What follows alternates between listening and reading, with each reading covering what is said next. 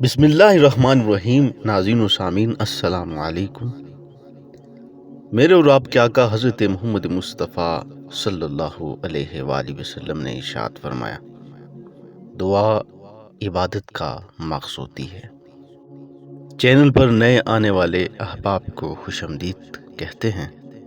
ذات ذی وقار، عبادت کا مغز جو ہے وہ دعا ہوتی ہے، اور یہ بھی فرمایا میرے اور آپ کے آقا حضرت محمد مصطفیٰ صلی اللہ علیہ وآلہ وسلم نے کہ دعا جو ہے وہ مومن کا ہتھیار بھی ہے۔ دعا کو عبادت کا مغز اس لیے کہا کہ اگر آپ چھلکا کھاتے ہیں، اس کا مغز چھوڑ دیتے ہیں، تو پھر آپ پر کوئی اثر نہیں ہوتا۔ اگر آپ بھی چاہتے ہیں کہ آپ کی دعا قبول ہو تو اس کے لیے 3 عمل جو ہیں وہ دعا سے پہلے ضرور کریے۔ آپ وہ کریں گے، اللہ تعالیٰ آپ کی دعاؤں کو قبول فرمائے گا۔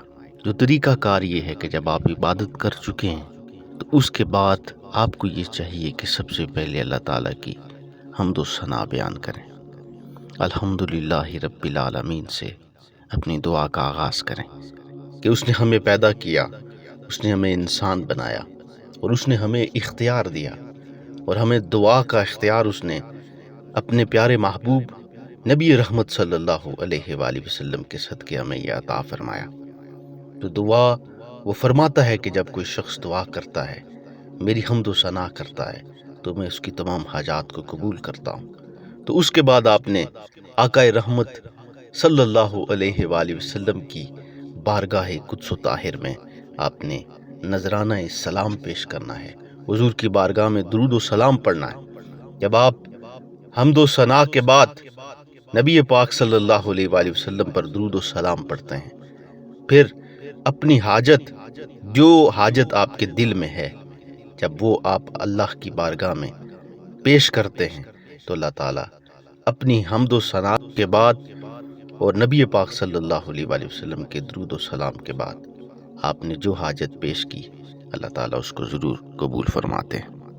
بندہ اپنے رب سے یہ سمجھ کر دعا کرتا ہے کہ اس نے مجھے پیدا کیا، وہ میرا خالق ہے، وہ میرا مالک ہے۔ پھر بندہ اس سے اپنی گزارش پیش کرتا ہے، اپنی عرض پیش کرتا ہے، تو اللہ تعالیٰ اپنے اس بندے کی اس گزارش کو، اس عرض کو سنتا ہے، اور سننے کے بعد اس کی عرض کو پورا کرتا ہے۔ یہ بندے اور اللہ کے درمیان ایک تعلق ہے، اور یہ تعلق اس نے ہر عبادت کے ساتھ خاص رکھا ہے۔ جب آپ کوئی خاص عبادت کرتے ہیں تو اس کے بعد جب آپ دعا کرتے ہیں تو اللہ تعالیٰ آپ کی دعا کو سنتا ہے۔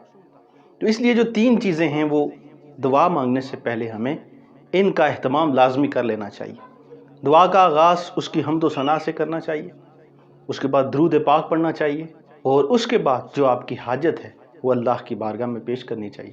جب آپ یہ 3 عمل کرتے ہیں اور اس کے بعد دعا کرتے ہیں تو اللہ تعالیٰ آپ کی ان دعاؤں کو قبول فرماتا ہے، اللہ تعالیٰ آپ کی ان دعاؤں کو سنتا ہے۔